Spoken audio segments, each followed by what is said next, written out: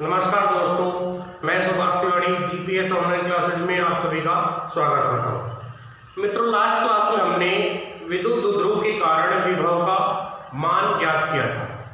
यानी किसी विद्युत द्विध्रुव के कारण किसी बिंदु P पर, जिस बिंदु P की जो निर्देशांक है वो क्या थे बच्चों, r थीटा थे। उस बिंदु P पर विद्युत विभव का जो व्यंजक आता है उसे हम उत्पन्न कर चुके हैं। फिर हमने अक्ष और निरक्ष पर विभव के मान देखे थे। इसके बाद में आज हम एक नया टॉपिक शुरू करने वाले हैं और आज का अपना जो टॉपिक होगा बच्चों वो क्या होगा, वो समविभव पृष्ठ होगा। यानी आज हम यहाँ पर समविभव पृष्ठ के बारे में पढ़ेंगे। तो आज की अपनी हेडिंग है मित्रों समविभव पृष्ठ। समविभव पृष्ठ। सबसे पहले आपको हेडिंग नोट करनी है। आज की जो अपनी हेडिंग होगी बच्चों वो क्या होगी, वो समविभव पृष्ठ होगी। यानी आज हम समविभव पृष्ठ के बारे में पढ़ेंगे। सबसे पहले मैं आपको ये बताऊंगा कि समविभव पृष्ठ क्या होता है या फिर समविभव पृष्ठ जो होता है ये किस प्रकार से बनता है। कई प्रकार के अपने पास यहाँ पर समविभव पृष्ठ होंगे। उदाहरण के लिए अगर देखें जैसे गोलीय पृष्ठ होता है, बेलनाकार पृष्ठ होता है, समतल समविभव पृष्ठ होता है। इनकी जो आकृतियां हैं इन्हें भी हम यहाँ पर बनाएंगे। और यहाँ से कई बार पेपर के अंदर 1 नंबर का क्वेश्चन पूछा जाता है। बोर्ड के अंदर 1 नंबर का क्वेश्चन आता है कि समविभव पृष्ठ क्या है, या तो इसी प्रकार से क्वेश्चन पूछ लिया जाता है या फिर किसी बिंदु आवेश के कारण समविभव पृष्ठ बनाइए। अगर इस प्रकार से नहीं आता है तो वो क्वेश्चन पूछ सकता है कि रेखीय आवेश के कारण समविभव पृष्ठ की आकृति किस प्रकार की होती है। यानी या तो यहां से वो परिभाषा पूछता है, अगर परिभाषा नहीं पूछता है तो समविभव पृष्ठों की जो आकृति हम बनाते हैं उन आकृतियों को भी वो 1 नंबर के अंदर पूछ लेता है। या फिर क्वेश्चन दूसरे प्रकार से भी आ सकता है, समविभव पृष्ठ के कोई 2 गुण लिखिए। यानी जो अपने पास जो समविभव पृष्ठ होगा उसके क्या क्या गुण होते हैं या क्या क्या उसकी जो विशेषताएं होती हैं इनके बारे में भी वो क्वेश्चन बोर्ड के अंदर दे देता है। तो सबसे पहले आपको ये समझना है कि समविभव पृष्ठ हम किसे कहते हैं या फिर समविभव पृष्ठ क्या होता है। ठीक है, अगर हम इस समविभव पृष्ठ नाम को देखें तो ये 3 शब्दों से मिलकर के बनता है। इसको हम यदि तोड़े, समविभव पृष्ठ को यदि हम तोड़ते हैं तो एक तो इसमें आता है सम, दूसरा आता है इसमें विभव और तीसरा जो इसमें पार्ट है इसका वो क्या है, पृष्ठ है। तो यदि हमको इसकी परिभाषा बनानी है, सम का मतलब क्या होता है बच्चों, समान। सम का मतलब क्या होता है, समान। विभव विभव होता है, विभव के बारे में आप जानते ही हो। विभव क्या होता है, किसी एकांक धनावेश को अनंत से विद्युत क्षेत्र के अंदर लाने में किया गया कार्य क्या कहलाता है, विभव कहलाता है। तो विभव को आप जानती हो कि विभव क्या होता है। और तीसरा जो इसका पार्ट है वो क्या होता है, पृष्ठ। तो हम इस प्रकार से इसको परिभाषित कर सकते हैं कि कोई ऐसा पृष्ठ जिस पर विभव का जो मान है वो कैसा रहता हो, समान रहता हो, उसी को हम क्या कह सकते हैं मित्रों, उसी को हम समविभव पृष्ठ कह सकते हैं। यानी समविभव पृष्ठ को यदि हम परिभाषित करें तो विद्युत क्षेत्र के अंदर कोई ऐसा पृष्ठ जिसके प्रत्येक बिंदु पर विभव का मान कैसा रहता है बच्चों, समान रहता है, उसी को हम समविभव पृष्ठ कहते हैं। यानी अगर समविभव पृष्ठ की यदि हम परिभाषा देखें तो विद्युत क्षेत्र में कोई ऐसा पृष्ठ जिसके प्रत्येक बिंदु पर विभव का मान कैसा रहता है बच्चों, समान रहता है, उसी को आप क्या कहोगे, उसी को आप समविभव पृष्ठ कहोगे। अगर समविभव पृष्ठ की आकृतियां देखें, समविभव पृष्ठ की यदि आकृति देखें तो आकृतियां किस प्रकार की बनती हैं वो आपको थोड़ा ध्यान से देखना। अगर इस बिंदु पर कोई प्लस क्यू आवेश रखा हुआ है, यानी ये अपना कोई धनात्मक बिंदु आवेश है, इस धनात्मक बिंदु आवेश के कारण यदि आपको समविभव पृष्ठ बनाना है, यानी ये आपका प्लस क्यू आवेश है, इस प्लस क्यू आवेश के कारण यदि आपको समविभव पृष्ठ बनाना है तो इस आवेश के कारण विद्युत बल रेखाएं किस प्रकार की होती हैं ये आप पहले पढ़ चुके हो। यानी ये जो अपना आवेश है, इस आवेश के कारण जो विद्युत बल रेखाएं हैं वो किस प्रकार की होती हैं, धनात्मक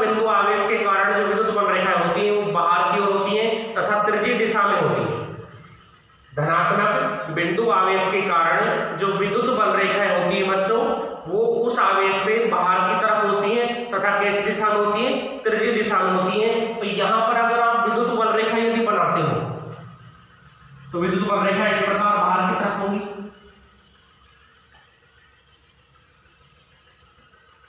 यदि आप विद्युत बल रेखा बनाते हो तो विद्युत बल रेखा जो होगी वो इस प्रकार से इस आवेश से दूर की ओर होगी। अगर ये अपने पास कोई धनात्मक बिंदु आवेश है, यानी धनात्मक बिंदु आवेश अगर यहाँ पर रखा हुआ है, ये कोई धनात्मक यदि बिंदु आवेश है, तो इसके कारण जो विद्युत क्षेत्र रेखाएं होती हैं, जिनको आप विद्युत बल रेखाएं भी कहते हो, विद्युत बल रेखाएं इस आवेश से बाहर की तरफ होगी। यह आपका है प्लस क्यू आवेश। तो प्लस क्यू आवेश के कारण जो विद्युत क्षेत्र रेखाएं होती हैं वो उस आवेश से बाहर की तरफ त्रिज्यीय दिशा में होती है। तो इस प्रकार से प्लस क्यू आवेश के कारण आप विद्युत बल रेखाएं बनाते हो, या फिर इस प्रकार से विद्युत बल रेखाएं प्लस क्यू आवेश से बाहर की तरफ निकलती है। ठीक है, यहां तक क्लियर हो गया। अब आपको यहां पर एक समविभव पृष्ठ बनाना है, और समविभव पृष्ठ के बारे में आप जानते हो कि विद्युत क्षेत्र के अंदर कोई ऐसा पृष्ठ जिसके प्रत्येक बिंदु पर विभव का जो मान हो वो कैसा हो बच्चों, वो समान हो, उसी पृष्ठ को आप क्या कहोगे, उसी पृष्ठ को आप समविभव पृष्ठ कहोगे। मैं एक बार और रिपीट करता हूं कि समविभव पृष्ठ क्या होता है। विद्युत क्षेत्र में कोई ऐसा पृष्ठ जिसके प्रत्येक बिंदु पर विभव का जो मान है वो कैसा हो बच्चों, समान हो, उसी पृष्ठ को आप क्या कहोगे, उस पृष्ठ को आप समविभव पृष्ठ कहोगे।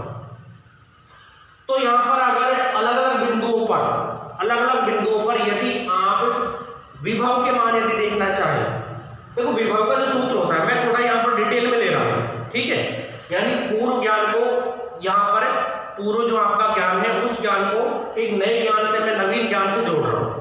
आपका जो पूर्व ज्ञान है उसके अनुसार विभव का जो सूत्र होता है V बराबर KQ/R। विभव का जो सूत्र आता है बच्चों V बराबर KQ/R होता है। यहां पहले पढ़ चुके हैं कि विभव V का जो मान होता है वो KQ/R होता है। ये विभव का सूत्र आप पहले याद कर चुके हैं। किसी बिंदु आवेश के कारण विभव का जो मान होता है बच्चों कितना होता है, V बराबर KQ/R होता है। अब यहां पर विभव का जो मान है वो इस दूरी पर निर्भर करता है। विभव का मान कैसा होता है, दूरी पर निर्भर करता है। अगर दूरी अलग अलग बिंदुओं पर बराबर ले ली जाए, थोड़ा ध्यान दीजिए कि अगर दूरी अलग अलग बिंदुओं पर, इस आवेश से जो दूरी अलग अलग बिंदुओं की, वो सभी बिंदुओं की दूरी यदि समान ले ली जाए तो प्रत्येक स्थान पर विभव का मान कैसा हो जाएगा मित्रों, प्रत्येक स्थान पर विभव का मान भी समान हो जाएगा। अगर अलग अलग बिंदुओं की इस आवेश से दूरी यदि समान ले ली जाती है तो उन सभी बिंदुओं पर विभव का जो मान होगा वो कैसा होगा बच्चों, वो समान हो जाएगा। और उन बिंदुओं को मिलाकर के यदि कोई पृष्ठ बना दिया जाए, इस आवेश से समान दूरी पर स्थित बिंदुओं को मिलाकर के अगर आप कोई पृष्ठ बना दोगे तो उस पृष्ठ के प्रत्येक बिंदु पर विभव का मान कैसा जाएगा, बराबर आ जाएगा, यानी समान हो जाएगा। और उसी पृष्ठ को आप समविभव पृष्ठ कह सकते हो। वो जो पृष्ठ होगा आपका, उसी पृष्ठ को आप क्या कह सकते हो बच्चों, समविभव पृष्ठ कह सकते हो। अगर मान लो इस आवेश से r दूरी पर यहां पर आपने कोई बिंदु लिया, ठीक है, इस आवेश से इतनी दूरी पर आपने यहां पर कोई बिंदु लिया, यहां पर r दूरी पर बिंदु आ गया, यहां पर r दूरी पर बिंदु आ गया, यहां पर r दूरी पर बिंदु आ गया, यानी ये जितने भी बिंदु हैं इन सभी बिंदुओं की आवेश से दूरी कैसे समान है। अब इन सभी बिंदुओं को इस प्रकार से यदि मिला दिया जाए तो ये जो आपका पृष्ठ बनेगा, ये जो आपका पृष्ठ बनेगा, ये पृष्ठ कैसा होगा बच्चों, ये पृष्ठ आपका समविभव पृष्ठ कहलाएगा। यानी ये जो वृत्ताकार आपका जो पृष्ठ होगा, या फिर हम कह सकते हैं कि ये जो गोलीय आपका जो पृष्ठ होगा, ये गोलीय पृष्ठ आपका समविभव पृष्ठ कहलाएगा। यानी ये आपका क्या हो जाएगा मित्रों, ये आपका समविभव पृष्ठ होगा।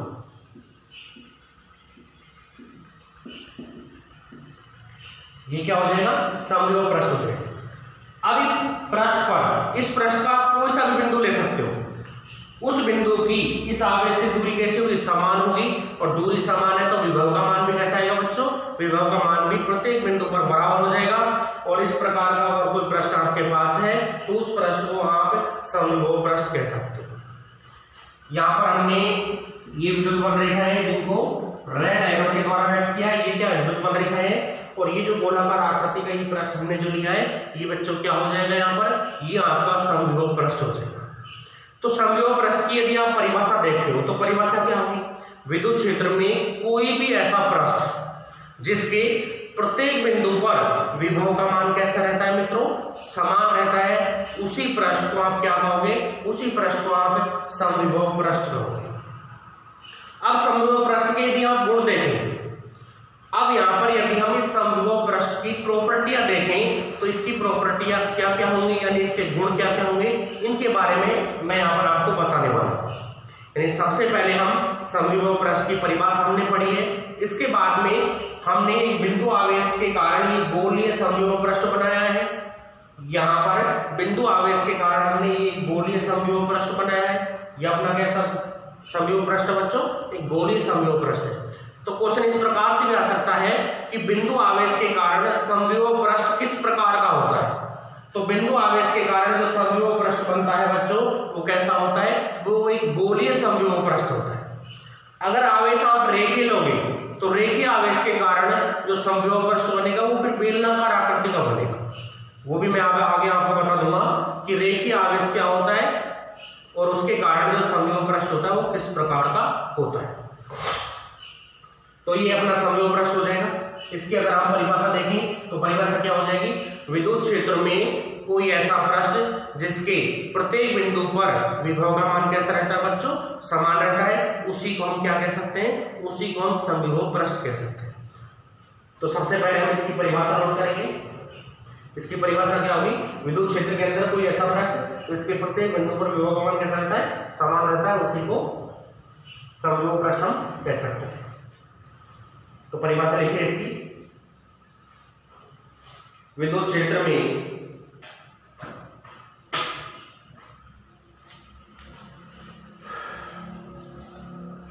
परिभाषा यदि हम इसकी नोट करना चाहें तो परिभाषा क्या होगी,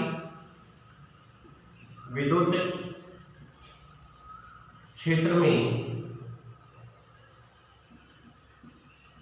कोई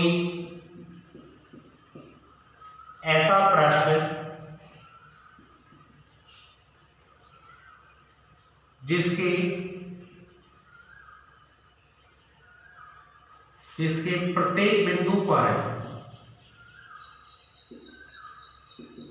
जिसके प्रत्येक बिंदु पर विभव का मान या विभव समान होता है, प्रत्येक बिंदु पर विभव समान होता है, क्या कहलाता है मित्रों, समविभव प्रश्न कहलाता है। समविभव प्रश्न कहलाता है। यानी आपकी ये जो परिभाषा है, विद्युत क्षेत्र में कोई ऐसा प्रश्न जिसके प्रत्येक बिंदु पर विभव का मान या विभव कैसा होता है, समान होता है, उसे हम क्या कहते हैं, समविभव प्रश्न कहते हैं। ये अपनी समविभव प्रश्न की क्या होगी, डेफिनेशन होगी। अब इसके बाद में एक बिंदु आवेश के कारण समविभव प्रश्न किस प्रकार बनता है, ये अपना धनात्मक बिंदु आवेश के कारण समविभव प्रश्न है। ये तो धनात्मक बिंदु आवेश के कारण समविभव प्रश्न है। अगर इसी समविभव प्रश्न को हम ऋणात्मक बिंदु आवेश के कारण बनाते हैं, यहाँ पर आप थोड़ा ध्यान दीजिए कि यदि इसी समविभव प्रश्न को आप ऋणात्मक बिंदु आवेश के कारण बनाते तो इस आकृति में क्या परिवर्तन आता, वो आपको थोड़ा सा यहाँ पर ध्यान देना है। अगर आपके पास यहाँ पर ये कोई माइनस क्यू आवेश है, या आपके पास कोई माइनस क्यू आवेश है, और इस माइनस क्यू आवेश के कारण यदि आपको समविभव प्रश्न बनाना होता, इस माइनस क्यू आवेश के कारण यदि आपको कोई समविभव प्रश्न बनाना होता तो सबसे पहले आप इस माइनस क्यू आवेश के कारण विद्युत बल रेखा खींचते। तो सबसे पहले आप क्या करते, इस माइनस क्यू आवेश के कारण विद्युत बल रेखा खींचते। और आप पहले पढ़ चुके हो कि माइनस क्यू आवेश के कारण जो विद्युत बल रेखाएं होती हैं वो अंदर की तरफ आती है। अगर आपके पास कोई धनात्मक बिंदु आवेश है तो बल रेखाएं बाहर निकलती हैं, अगर ऋणात्मक बिंदु आवेश है तो बल रेखाएं अंदर की तरफ आती है। यानी जो विद्युत क्षेत्र रेखा होती है वो माइनस क्यू आवेश की तरफ अंदर की तरफ आती है। अगर ये माइनस क्यू आवेश है तो विद्युत बल रेखाएं जो होती है बच्चों वो इस प्रकार से अंदर की तरफ आती है। यहां पर आप थोड़ा ध्यान दीजिए कि अगर अपने पास ऋणात्मक बिंदु आवेश है तो ऋणात्मक बिंदु आवेश के कारण जो विद्युत बल रेखा होती है वो अंदर की तरफ आती है। यह आपका कोई ऋणात्मक बिंदु आवेश है माइनस क्यू आवेश, बल रेखा अंदर की तरफ आएंगी क्योंकि आवेश कैसा है, नेगेटिव आवेश है। अब यहां पर इस आवेश से समान दूरी पर अगर कोई गोलाकार यदि पृष्ठ बना दिया जाए तो यहां पर उस पृष्ठ के प्रत्येक बिंदु पर विभव का मान कैसा रहेगा बच्चों, समान रहेगा। तो यहां पर जो समविभव पृष्ठ होगा वो समविभव पृष्ठ इस प्रकार से आपका आ जाएगा।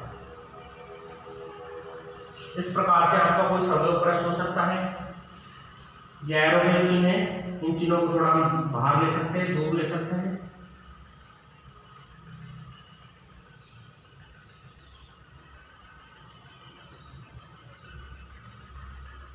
अब एक इस नेगेटिव आवेश के कारण अनेकों समविभव पृष्ठ हो सकते हैं।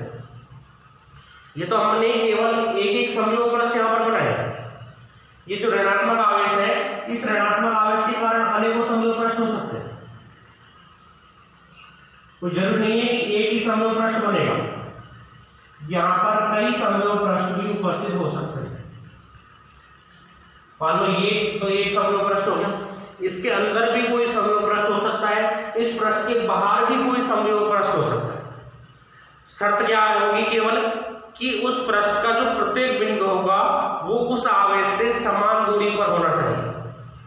यानी अगर इसके अंदर कोई आप पृष्ठ लोगे तो इस आवेश से उस पृष्ठ के प्रत्येक बिंदु की दूरी कैसी होगी, समान होगी, जिसके कारण उस पृष्ठ के प्रत्येक बिंदु पर विभव का जो मान होगा बच्चों वो कैसा बना रहेगा, वो बराबर बना रहेगा।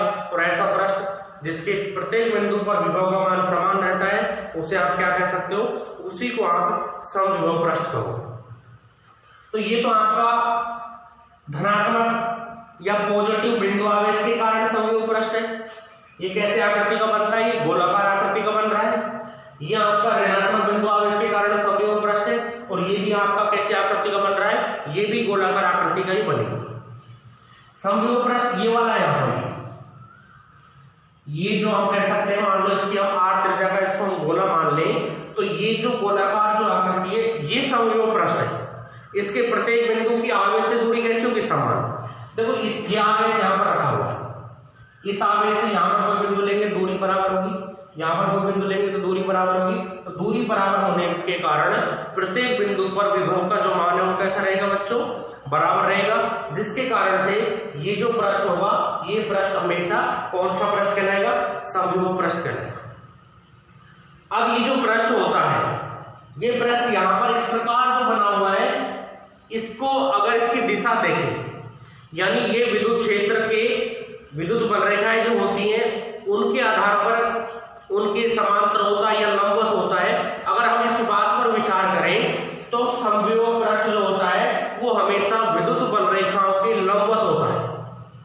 आपको थोड़ा यहाँ पर ध्यान देना है कि जो समविभव पृष्ठ होता है ये हमेशा विद्युत बल रेखाओं के कैसा होता है बच्चों, लंबवत होता है। तो यहाँ पर जो समविभव पृष्ठ होगा वो हमेशा ही विद्युत बल रेखाओं के कैसा पाया जाएगा, लंबवत पाया जाएगा। यानी ये विद्युत क्षेत्र के हमेशा कैसा होगा, लंबवत होगा। तो ये भी इसका एक गुण होता है कि समविभव पृष्ठ जो होता है वो विद्युत क्षेत्र के हमेशा कैसा होता है, लंबवत होता है। ठीक है, तो ये तो धनात्मक बिंदु आवेश के कारण समविभव पृष्ठ है, ये ऋणात्मक बिंदु आवेश के कारण समविभव पृष्ठ है। और इन दोनों ही आवेशों के कारण जो समविभव पृष्ठ बनता है, ये समविभव पृष्ठ की जो आकृति होती है, या फिर हम कह सकते हैं कि इस समविभव पृष्ठ की जो आकृति है वो दोनों समविभव पृष्ठों की आकृति कैसी होती है बच्चों, गोलाकार होती है। तो आपसे क्वेश्चन 1 नंबर में इस प्रकार से पूछा सकता है कि धनात्मक बिंदु आवेश के कारण समविभव पृष्ठ बनाइए, तो आपको ये वाला चित्र बना के आना है। ये चित्र आप बना करके आओगे। अगर आपसे क्वेश्चन आता है कि ऋणात्मक बिंदु आवेश के कारण समविभव पृष्ठ बनाइए, तो आप फिर इस वाले चित्र को बना करके आए।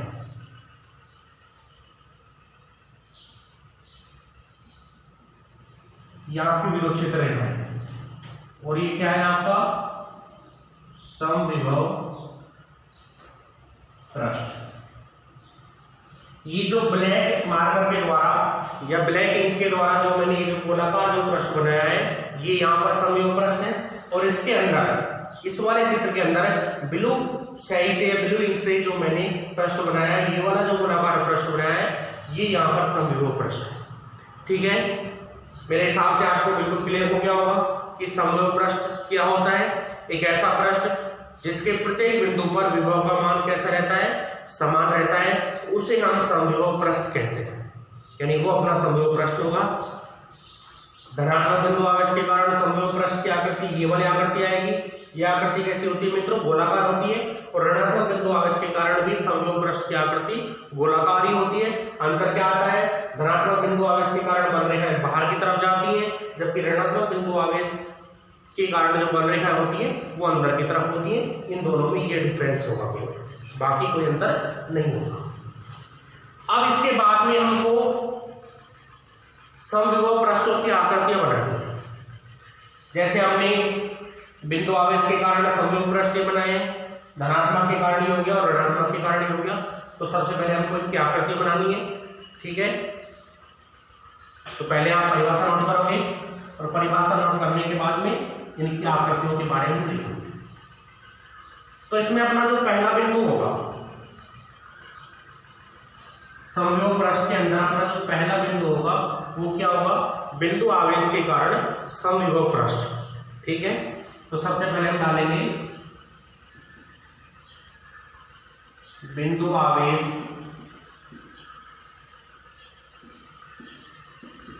के कारण, चित्र भी आपको नोट नहीं करने हैं, समविभव पृष्ठ। यानी सबसे पहले आपको बिंदु आवेश के कारण समविभव पृष्ठ बनाना है। अपने पास दो प्रकार के बिंदु आवेश है, एक धनात्मक बिंदु आवेश है और एक ऋणात्मक बिंदु आवेश है। अगर मान लो क्वेश्चन आए कि किसी धनात्मक बिंदु आवेश के कारण या फिर धनात्मक आवेश के कारण समविभव पृष्ठ बनाइए, तो ये वाला चित्र आप बना करके आओगे। अगर क्वेश्चन आ जाए कि ऋणात्मक बिंदु आवेश के कारण समविभव पृष्ठ बनाइए, तो आप फिर ये वाला चित्र बना करके आओगे। तो चित्र बनाइए, ये वाला आपका कौन सा चित्र हो जाएगा, ये धनात्मक बिंदु आवेश के कारण है, धनात्मक बिंदु आवेश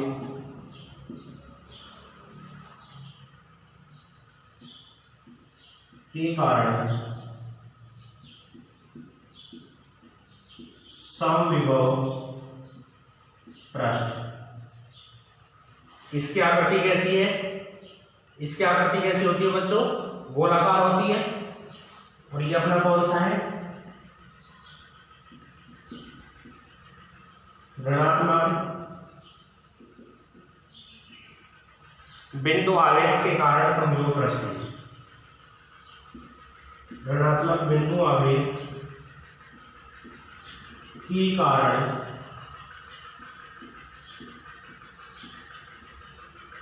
समविभव पृष्ठ।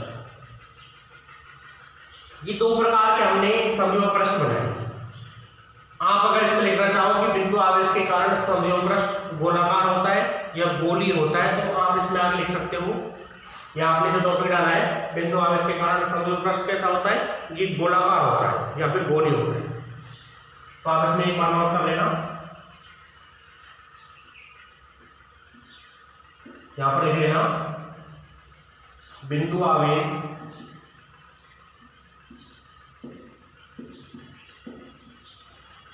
के कारण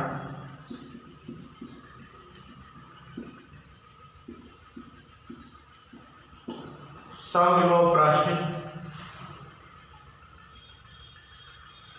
कैसा होता है,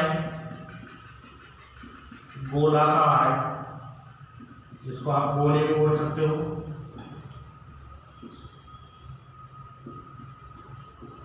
होता है। ये भी आपको यहाँ पर याद रखना है, चाहे आवेश धनात्मक बिंदु आवेश हो चाहे आवेश ऋणात्मक बिंदु आवेश हो, इन दोनों ही आवेशों के कारण जो समविभव पृष्ठ होता है बच्चों, कैसा होता है, गोलाकार होता है। यानी ये आपका एक गोलाकार समविभव पृष्ठ है।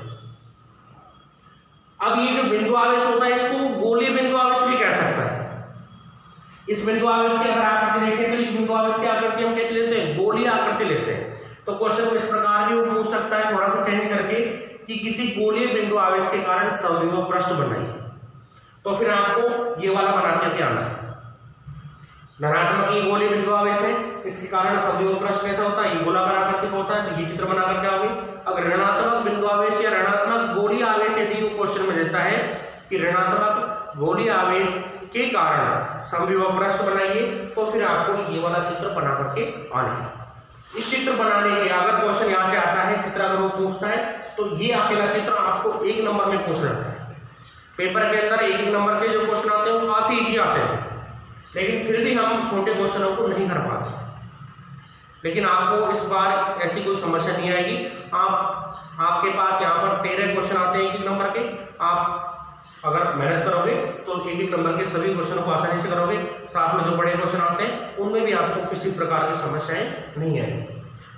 तो बिंदु आवेश के कारण समविभव पृष्ठ आप ये नोट करोगे कि बिंदु आवेश के कारण समविभव पृष्ठ गोलाकार या गोलीय होता है।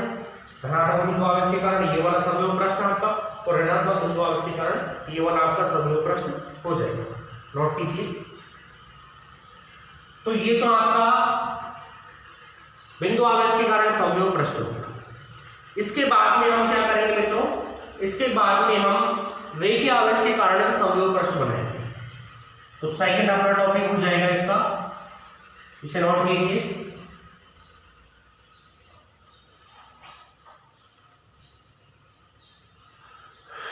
अपना सेकंड टॉपिक होगा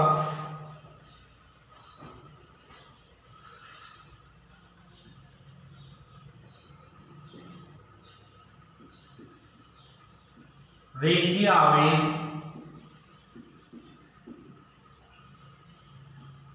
के कारण, रेखीय आवेश के कारण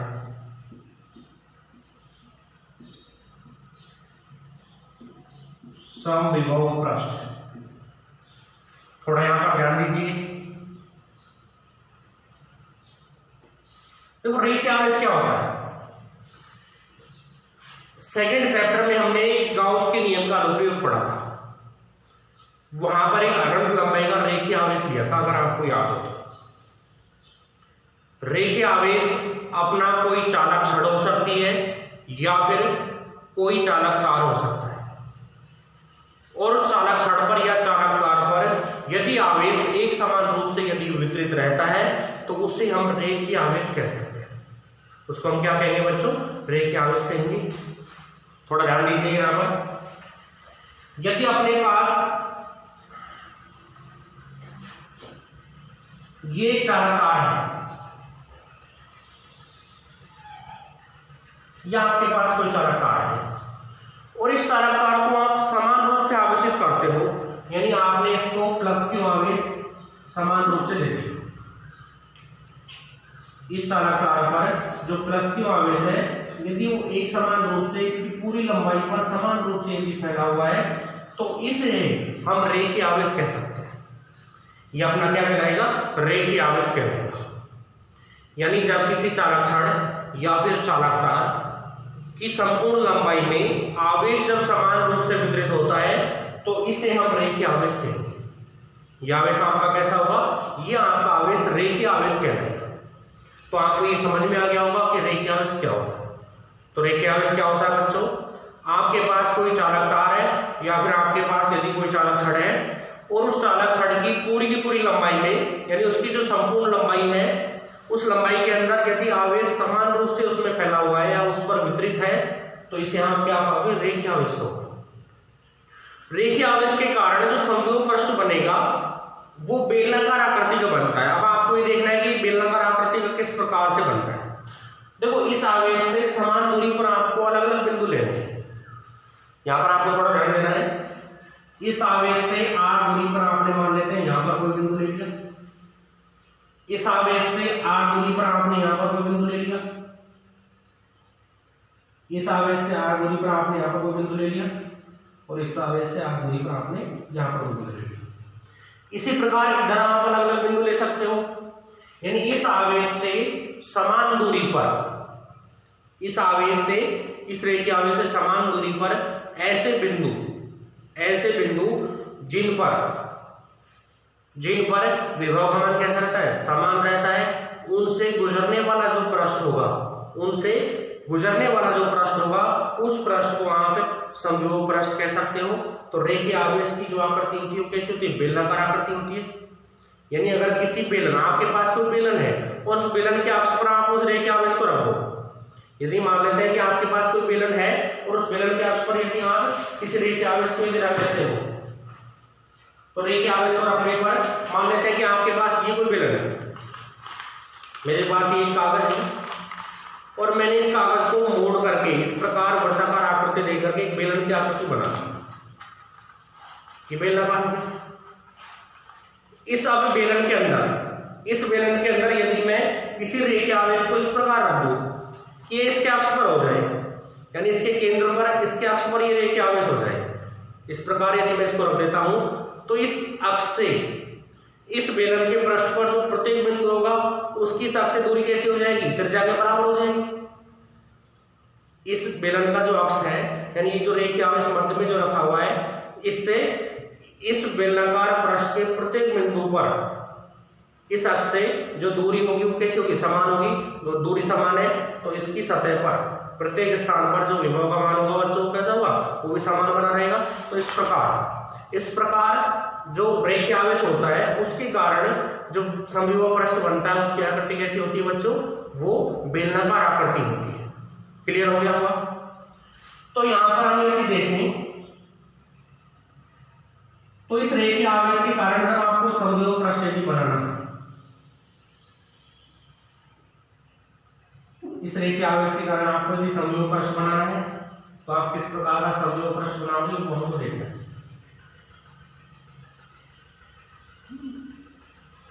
बेलनाकार आकृति का हम समविभव पृष्ठ बना सकते हैं।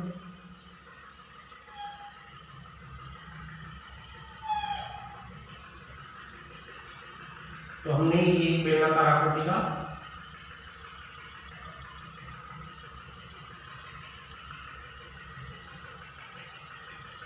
समविभव पृष्ठ बना सकते, यानी रेखीय आवेश होगा वो इस काल्पनिक जो बेलन है अपना, इस बेलन के अक्ष पर रखा हुआ होगा। जैसे मैंने अभी एक पेपर को मोड़ करके बेलन बनाया था और उस बेलन के अक्ष पर मार्कर को रखा था, यानी अपना जो मार्कर था वो यहाँ पर क्या था, रेखीय आवेश था। तो इस रेखीय आवेश से इस सतह के प्रत्येक बिंदु की दूरी कैसी होगी, बेलन की त्रिज्या के बराबर होगी। और अगर दूरी समान है तो उन सभी प्रत्येक बिंदुओं पर विभव का मान भी कैसा होगा, समान होगा। तो इस प्रकार से अपना क्या बन जाएगा, समविभव पृष्ठ बन जाएगा। अब इस रेखीय आवेश के कारण यदि विद्युत बल रेखाएं देखें तो इस रेखीय आवेश के कारण जो विद्युत बल रेखाएं होती है मित्रों, वो विद्युत बल रेखाएं किस प्रकार होगी। यहाँ पर रेखीय आवेश के कारण जो विद्युत क्षेत्र होगा वो यहाँ से इधर की तरफ होगा, इससे इधर की तरफ लंबवत होगा, इस रेखीय आवेश से इधर भी लंबवत होगा और इस रेखीय आवेश के नीचे की तरफ यानी कागज की तरफ की लंबवत नीचे की तरफ भी होगा। यानी अगर आपका ये कोई रेखीय आवेश है तो इस रेखीय आवेश के कारण विद्युत क्षेत्र इधर भी होगा, इधर भी होगा, इधर भी होगा, इधर भी होगा, यानी सभी दिशाओं में इस रेखीय आवेश के लंबवत विद्युत क्षेत्र होता है। अगर आपके पास कोई रेखीय आवेश है तो उस रेखीय आवेश के लंबवत चारों तरफ क्या होता है, विद्युत क्षेत्र होता है। तो यहाँ पर जो विद्युत बल रेखाएं होंगी वो किस प्रकार से होंगी, विद्युत बल रेखा इधर हो सकती है, यानी इधर होगी, विद्युत बल रेखा इधर भी होगी, विद्युत बल रेखा इधर भी होंगी, इधर होंगी, यानी इस रेखीय आवेश के लंबवत चारों ओर क्या होंगी, विद्युत क्षेत्र रेखाएं होंगी, विद्युत बल रेखाएं होंगी। तो ये आपका क्या एक रेखीय आवेश है और ये जो सतह है, ये सतह आपकी क्या कहलाएगी, समविभव पृष्ठ कहलाएगी। ये सतह आपकी समविभव पृष्ठ हो जाएगी। तो आप कह सकते हो कि किसी रेखीय आवेश के कारण जो समविभव पृष्ठ होता है मित्रों वो कैसा होता है, वो बेलनाकार आकृति का होता है। ये आपका क्या बन गया, आठ त्रिज्या का बेलन बन गया। तो इस रेखीय आवेश के कारण यहाँ पर जो समविभव पृष्ठ होगा वो कैसा होगा बच्चों, बेलनाकार आकृति का होगा। अब यहाँ पर ये हमने जो एरो के चिन्ह जो बनाए हैं विद्युत क्षेत्र रेखा है, या आपके क्या है विद्युत क्षेत्र रेखा है या फिर विद्युत बल रेखा है। ये एरो के चिन्ह जो आपने बनाए यहाँ पर, ये क्या है विद्युत क्षेत्र रेखा है यानी ई वेक्टर है। बाद में देते हैं हम, ये क्या है ई वेक्टर। ये एरो के चिन्ह आपको जरूर बना के आने। अगर मान लो क्वेश्चन आता है कि किसी रेखीय आवेश के कारण समविभव पृष्ठ बनाइए, तो आप एक बेलनाकार आकृति का इस प्रकार से समविभव पृष्ठ बना देना। साथ में ये जो रेड मार्कर के द्वारा मैंने जो विद्युत क्षेत्र रेखा दर्शाई है, ये आपको जरूर बना कर आनी है, अन्यथा आपको फिर 1 नंबर पूरा नहीं मिलेगा। तो ये आपका बेलनाकार समविभव पृष्ठ हो गया। किसके कारण बनता है ये? रेखीय आवेश के कारण बेलनाकार आकृति का समविभव पृष्ठ आपको प्राप्त होता है। तो आप यहां नीचे लिख सकते हैं इसकी जो आकृति, देखो ये आपका क्या है, ये आपका रेखीय आवेश है। अंदर ये जो चालक तार है जिस पर आवेश समान रूप से वितरित है, इसको हम क्या कहते हैं? इसको हम रेखीय आवेश कहते हैं। तो ये तो आपका रेखीय आवेश है,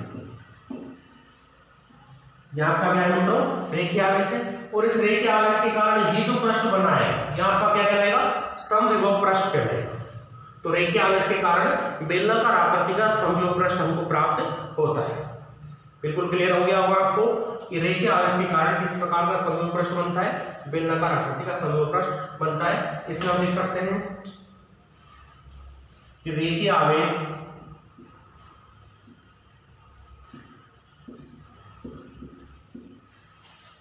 के कारण बेलनाकार समविभव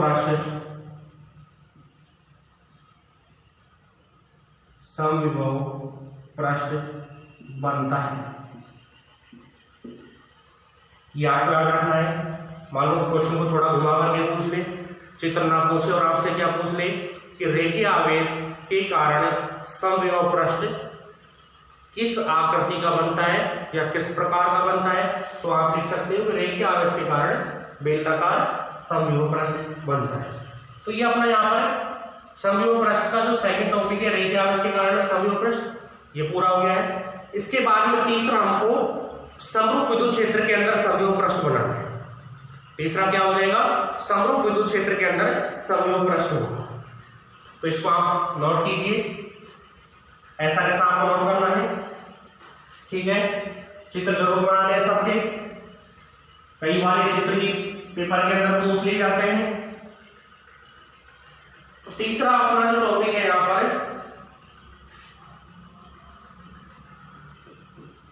यह समरूप विद्युत क्षेत्र में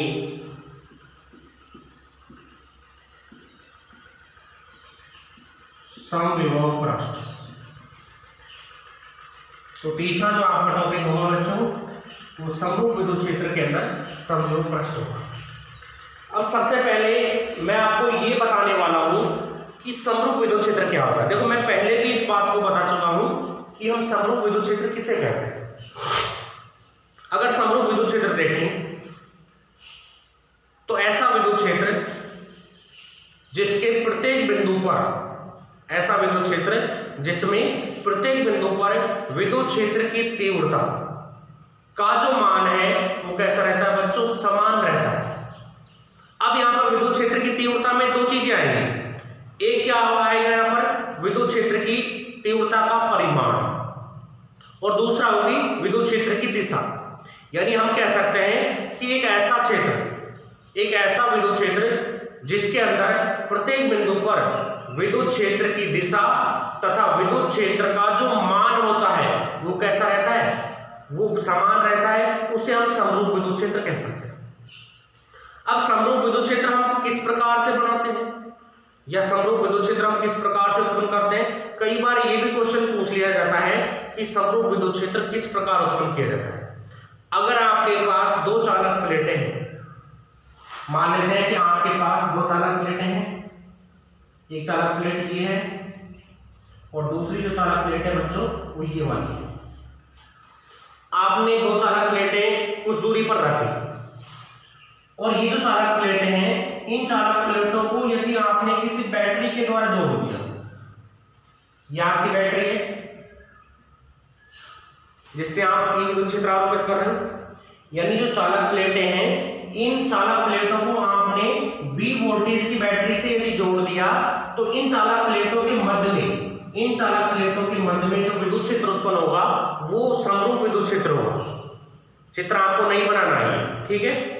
यानी यदि आपके पास दो चालक प्लेटें हैं और दो चालक प्लेटों पर यदि आप विभवांतर आरोपित कर देते हो या V वोल्ट की बैटरी से इन प्लेटों को यदि आप जोड़ देते हो तो इनके मध्य में जो विद्युत क्षेत्र होगा वो कैसा होगा मित्रों, वो समरूप विद्युत क्षेत्र होगा।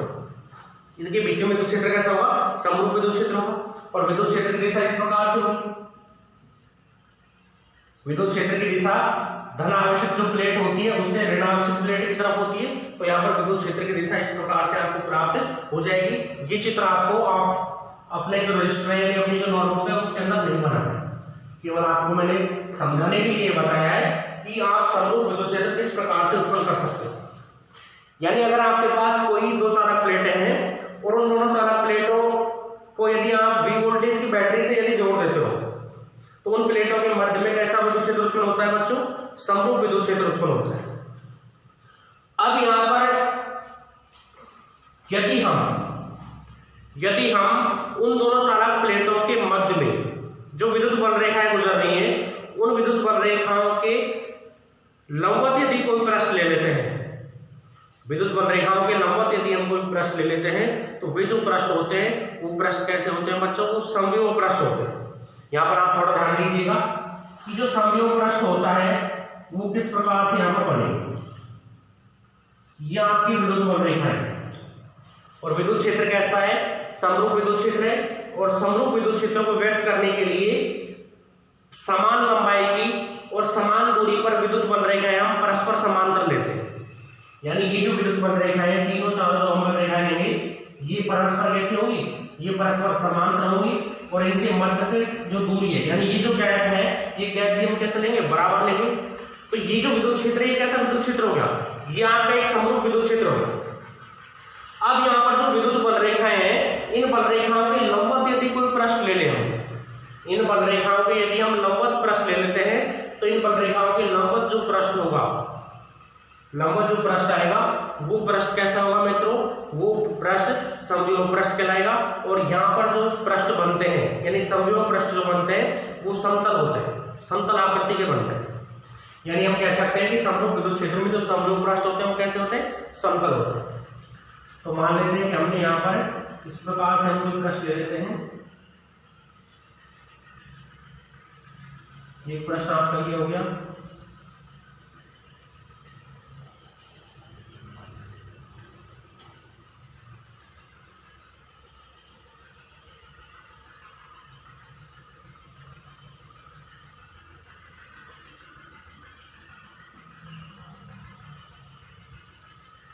दूसरा प्रश्न आपका ये होगा, यानी एक समान विद्युत क्षेत्र के अंदर बल रेखाओं के लंबवत जो समतल पृष्ठ होंगे वो पृष्ठ आपके कैसे कहलाएंगे, वो आपके समविभव पृष्ठ कहलाएंगे।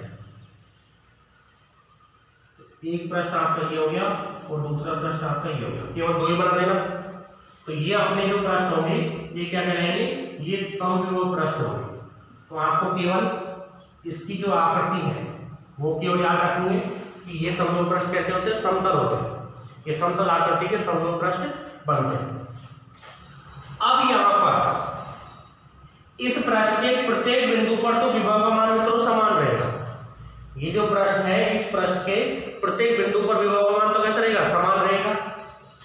यहां पर इस प्रश्न पर विभव का मान हम मान सकते हैं V1 है, दूसरे वाले प्रश्न पर विभव का मान हम मान सकते हैं कितना होगा, V2 होगा। दूसरा जो प्रश्न है इस पर विभव का मान कैसे रहेगा, V2 हमने मान लिया। तो V1 का जो मान है, V1 का मान यहाँ पर V2 से कैसा होगा, अधिक होगा।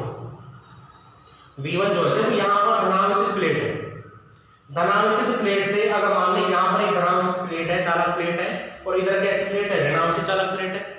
विद्युत बल रेखा है धनावेश से ऋणावेश की हो जाती है, यानी विद्युत बल रेखा इधर से इधर की तरफ जाएंगी।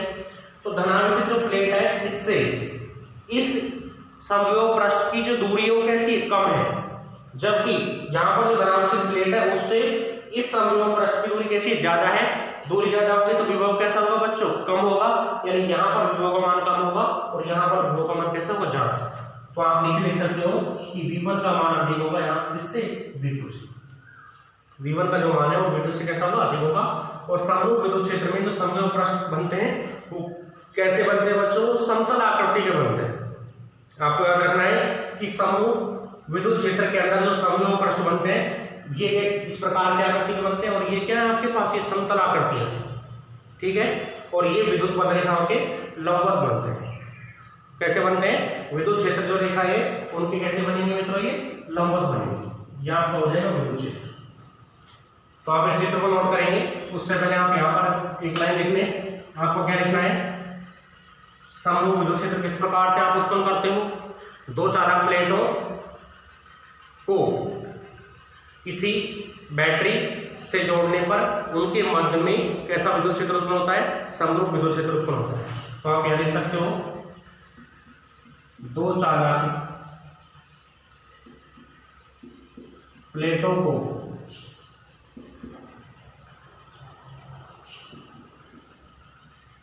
बैटरी से जोड़ने पर उनके मध्य या उनके बीच समरूप विद्युत क्षेत्र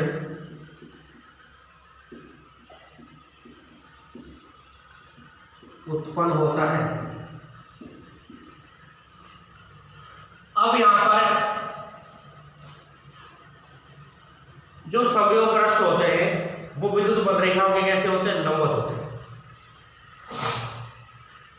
जबकि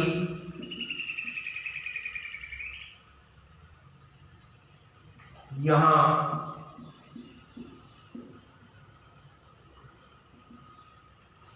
समविभव पृष्ठ चाहे तो विद्युत क्षेत्र लिख लेना, चाहे विद्युत बल रेखा लिख लेना, विद्युत क्षेत्र की लंबवत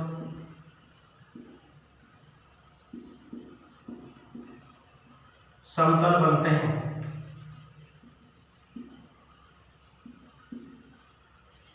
यहां आपको लिखना है, इसके बाद में आपको ये चित्र ड्रॉ करना है, यानी आप ये चित्र बनाइए। ये क्या है, एक समान विद्युत क्षेत्र है और एक समान विद्युत क्षेत्र के अंदर जो समविभव पृष्ठ है, ये वाला समविभव पृष्ठ होगा, ये वाला भी समविभव पृष्ठ होगा। इस पृष्ठ पर विभव का मान अधिक होगा और इस वाले पृष्ठ पर विभव का मान कैसा होगा बच्चों, कम हो जाएगा। आप नोट कीजिए, ठीक है। क्लियर हो गया होगा मेरे हिसाब से, आप सबको सही तरीके से समझ में आ गया होगा। अब आपको यहां पर इसके बाद में हमको क्या करना है, इसके बाद में समविभव पृष्ठ के गुण लिखने हैं। तो अपना नेक्स्ट टॉपिक होगा समविभव पृष्ठ के गुण, या आप इसको विशेषताएं भी बोल सकते हैं। देखो समविभव जो पृष्ठ होता है इसकी क्या क्या विशेषताएं होंगी। अब मैं बिंदु आवेश के कारण दोबारा से एक समविभव पृष्ठ बना रहा हूं और उसकी जो विशेषताएं होंगी वो आपको देखिए। यहाँ पर बिंदु आवेश है, इस बिंदु आवेश के कारण समविभव पृष्ठ हमने पहले बना चुके हैं। इस प्रकार का समविभव पृष्ठ बनता है। ये तो क्या है, विद्युत क्षेत्र रेखा है और इसके ऊपर यदि समविभव पृष्ठ देखें तो इसके ऊपर इस प्रकार का गोलाकार आकृति का समविभव पृष्ठ आपको प्राप्त होता है। ये आपका +Q आवेश है, यानी धनात्मक बिंदु आवेश है। इसके कारण ये आपका क्या है, एक समविभव पृष्ठ है। रेडिंग से जो मैंने पृष्ठ बनाया है गोलाकार आकृति का, ये आपका क्या है, समविभव पृष्ठ। तो यहां पर इस बिंदु पर यदि आप विभव लेते हो तो इस बिंदु पर भी विभव होगा, इस वाले बिंदु पर विभव लेते हो तो भी विभव होगा। कहीं पर भी कोई सा भी बिंदु ले लो इस पृष्ठ के ऊपर, प्रत्येक बिंदु पर विभव का मान कैसा होगा बच्चों, समान होगा। तो इसका गुण क्या हो जाएगा कि समविभव पृष्ठ के दो बिंदुओं के मध्य में विभव का जो अंतर आएगा, यानी यहां पर विभव v है, दूसरे बिंदु पर यहां पर विभव क्या है, यहां पर भी v है। तो इन दोनों बिंदुओं के बीच में यदि आप विभव का यानी विभवांतर का मान यदि आप ज्ञात यदि करते हो तो विभवांतर का मान क्या होगा बच्चों? विभवांतर का मान 0 प्राप्त हो जाएगा। विभवांतर का मान क्या हो जाएगा? 0 प्राप्त हो जाएगा। तो इसका पहला गुण क्या हो जाएगा कि समविभव पृष्ठ पर दो बिंदुओं के बीच विभवांतर का मान कैसा होता है? 0 होता है। तो इसका पहला गुण क्या हो जाएगा कि समविभव पृष्ठ पर दो बिंदुओं के मध्य विभवांतर कैसा होता है? दो बिंदुओं के बीच विभवांतर का जो मान होता है वो कैसा होता है बच्चों? 0 होता है।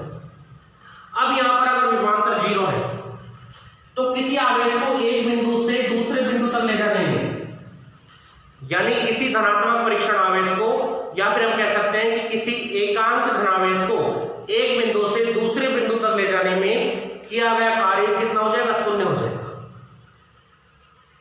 विभवांतर जो होता है वो किए गए कार्य के बराबर होता है। किसी आवेश को एक बिंदु से दूसरे बिंदु तक ले जाने में किया गया कार्य क्या कहलाता है? विभवांतर कहलाता है।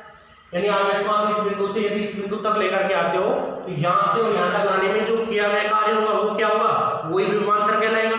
उसी को हम क्या कहते हैं? विभवांतर कहते हैं। तो जब विभवांतर 0 है तो कार्य का मान में क्या होगा मित्रों? यहाँ पर 0 प्राप्त हो जाएगा। तो ये इसका दूसरा गुण हो जाएगा कि समविभव पृष्ठ पर किसी परीक्षण आवेश Q0 को एक बिंदु से दूसरे बिंदु तक ले जाने में किया गया जो कार्य होता है वो कितना होगा बच्चों? वो 0 प्राप्त हो जाएगा। तो दो गुण ये किसके हो गए। तीसरा गुण अगर देखें तो एक तो समविभव पृष्ठ ये है। अगर यहाँ आप दूसरा समविभव पृष्ठ लिखोगे, दूसरा समविभव पृष्ठ इस प्रकार से है। ये पहला वाला समविभव पृष्ठ है, ये दूसरा वाला समविभव पृष्ठ है। इस पृष्ठ के भी प्रत्येक बिंदु की इस आवेश से दूरी कैसे होगी? समान। अब यहाँ पर ये दोनों समविभव पृष्ठ हैं, ये दोनों समविभव पृष्ठ एक दूसरे को कहीं पर भी नहीं काटेंगे। अगर ये समविभव पृष्ठ है तो दो समविभव पृष्ठ जो होते हैं वो कभी भी एक दूसरे को नहीं काटते हैं। क्यों नहीं काटते? अगर ये दोनों समविभव पृष्ठ किसी बिंदु पर काट देते, देखो इस पृष्ठ पर विभव का मान अलग होगा और इस वाले पृष्ठ पर विभव का मान अलग होगा। दो अलग अलग समविभव पृष्ठ हैं। इस अंदर वाले समविभव पृष्ठ पर विभव अलग होगा और बाहर वाले समविभव पृष्ठ पर विभव कैसा होगा? अलग होगा। अंदर का समविभव पृष्ठ पर विभव कैसा होगा बच्चों? ज्यादा होगा और बाहर का जो समविभव पृष्ठ है इस पर विभव कैसा होगा? कम होगा। अगर ये दोनों समविभव पृष्ठ एक दूसरे को किसी बिंदु पर यदि काट देते, यदि एक दूसरे पर किसी बिंदु पर ये एक दूसरे को काट देते तो उस बिंदु पर, उस एक ही बिंदु पर विभव के दो अलग अलग मान हो जाते। यानी एक बिंदु पर विभव के कैसे मान हो जाते? दो अलग अलग मान हो जाते। परंतु ऐसा संभव है क्या? ऐसा बिल्कुल भी संभव नहीं है। यानी किसी एक बिंदु पर विभव का मान केवल एक ही होता है, दो विभव के मान नहीं होते हैं। इसलिए दो समविभव जो पृष्ठ होते हैं ये कभी भी एक दूसरे को नहीं काटते। तो यहाँ पर आपको समविभव पृष्ठों के क्या लिखने हैं? गुण लिखने हैं। तो आप नोट कीजिए। पहला गुण क्या हो जाएगा कि समविभव पृष्ठ के प्रत्येक बिंदु पर विभव कैसा होता है? समान होता है। समविभव पृष्ठ के प्रत्येक बिंदु पर विभव कैसा होता है? समान होता है। ये तो आप जानते ही हो, प्रत्येक बिंदु पर विभव समान होता है। दूसरा गुण क्या होगा? समविभव पृष्ठ पर दो बिंदुओं के मध्य में जो विभवांतर होता है वो कितना होता है? 0 होता है। नोट कीजिए साथ साथ। समविभव पृष्ठ पर दो बिंदुओं के मध्य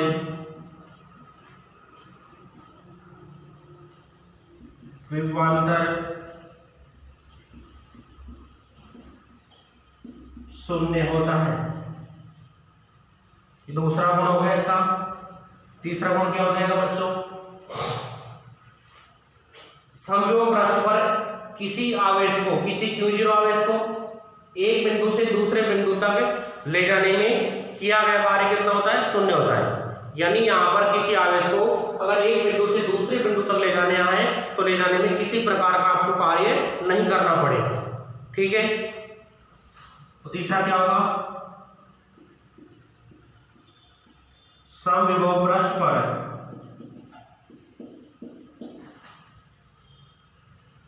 किसी आवेश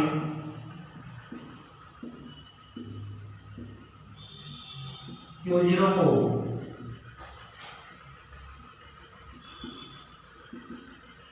एक बिंदु से दूसरे बिंदु तक ले जाने में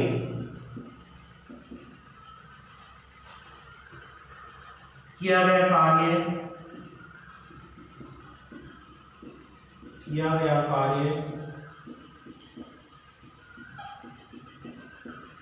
शून्य होता है।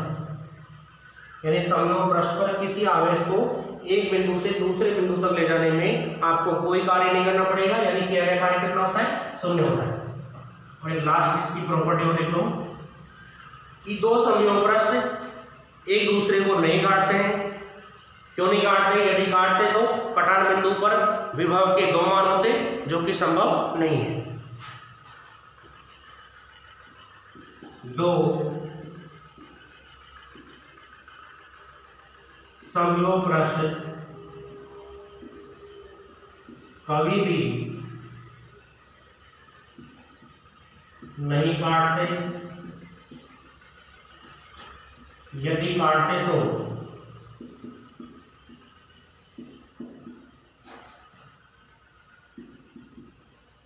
कटान बिंदु पर विभव के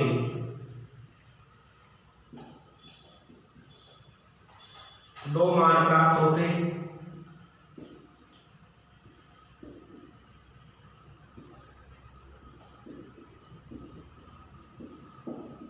परंतु ऐसा संभव नहीं है,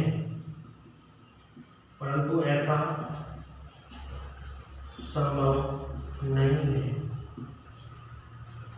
यानी दो जो समयोग पृष्ठ होते हैं वो कभी भी एक दूसरे को नहीं काटते हैं। यदि गलती से काटते तो जो अपना कटान बिंदु आता है उस पर विभव के दो मान होते, लेकिन किसी एक बिंदु पर विभव के दो मान नहीं हो सकते, इसलिए हमने लिखा है परंतु ऐसा क्या नहीं है, संभव नहीं है। यानी एक बिंदु पर दो मान प्राप्त हो, ऐसा संभव नहीं है, इसलिए ये दोनों एक दूसरे को नहीं काट सकते। देखो अगर आप एक बिंदु यहाँ पर देखना चाहो तो अपना लास्ट इसका जो गुण होगा वो क्या होगा कि समयोग जो पृष्ठ होता है वो विद्युत क्षेत्र के या विद्युत बंधरेखाओं के कैसा होता है, लंबवत होता है। तो वो आप नोट कर लो, समविभव पृष्ठ विद्युत क्षेत्र रेखाओं के या विद्युत क्षेत्र के विद्युत क्षेत्र के लंबवत होता है। तो यहां पर हमने ये समविभव पृष्ठ के 4-5 गुण लिखे। देखो इस चित्र में थोड़ा सा आप ध्यान रखना, एक चित्र और आप बना सकते हो, बनाना चाहो तो। मान लो ये आपका कोई बिंदु आवेश है, थोड़ा समझने के लिए बता रहा हूं मैं। कई बार क्वेश्चन को हल्का सा घुमा देता है, किस प्रकार से घुमाएगा अगर वो घुमाता है तो वो मैं आपको बता रहा हूं। यहां पर यह आपकी विद्युत बल रेखा है और यह आपका क्या बिंदु आवेश है, यह आपका एक धनात्मक बिंदु आवेश है, यानी यह आपका धनात्मक बिंदु आवेश है प्लस। इस धनात्मक बिंदु आवेश के कारण वो आपको दो समविभव पृष्ठ दे देगा। एक समविभव पृष्ठ आपको दे दिया और दूसरा समविभव पृष्ठ आपको नहीं दे दिया। दो समविभव पृष्ठ दे दिए। अंदर वाला ये समविभव पृष्ठ है, यहां पर विभव V1 है और बाहर वाला जो समविभव पृष्ठ है यहां पर विभव कैसा है बच्चों, V2 है। यहां पर आप थोड़ा ध्यान दीजिए। अब वो यहां पर क्वेश्चन आपको देगा कि दिए गए चित्र में विभव किस प्रकार संबंधित है, दिए गए चित्र में विभव किस प्रकार संबंधित है, यानी इन दोनों विभवों के मध्य में क्या संबंध हो सकता है, ये वो यहां से आपसे पूछ सकता है। ये जो आपको चित्र दे रखा है, इस चित्र के अंदर जो विभव है ये किस तरह से संबंधित है, ये आपसे पूछ सकता है। तो ये अंदर वाला जो समविभव पृष्ठ है, ध्यान दीजिए यहां पर, ये जो अंदर का जो समविभव पृष्ठ है, ये छोटा जो समविभव पृष्ठ है, इसकी इस आवेश से जो दूरी हो कैसी है बच्चों, कम है। विभव का सूत्र क्या होता है, V बराबर K Q बटे R। दूरी का मान अगर कम है तो विभव ज्यादा होगा, यानी इस आवेश से इस समविभव पृष्ठ के प्रत्येक बिंदु की जो दूरी है वो कैसी है, कम है, किसकी तुलना में, इस पृष्ठ के बिंदुओं की तुलना में। यानी अंदर वाले पृष्ठ की जो त्रिज्या है ये कैसे कम है, और बाहर वाला जो समविभव पृष्ठ है इसकी त्रिज्या कैसे ज्यादा है, r ज्यादा है। तो यहाँ पर अंदर के पृष्ठ का जो विभव होगा वो कैसे होगा, अधिक होगा, और बाहर वाले पृष्ठ का जो विभव होगा वो कैसा होगा बच्चों, कम होगा। तो यहाँ पर जो संबंध आएगा वो V1 ग्रेटर देन हो जाएगा V2। तो इस प्रकार से आपको ध्यान रखना है कि अगर इस प्रकार से क्वेश्चन आ जाए तो V1 का मान अधिक होगा किससे, V2 से। तो आज का हमारा ये जो टॉपिक है समविभव पृष्ठ, हम यहीं पर इसको समाप्त करते हैं। ठीक है बच्चों, अगली क्लास में हम विद्युत क्षेत्र और विभव के मध्य में जो संबंध होता है उसके बारे में पढ़ेंगे। अगर आपको ये हमारी वीडियो पसंद आई तो आप इस वीडियो को लाइक करें, साथ में हमारा चैनल यदि आपने अभी तक सब्सक्राइब नहीं किया है तो आप चैनल को सब्सक्राइब करें। धन्यवाद मित्रों।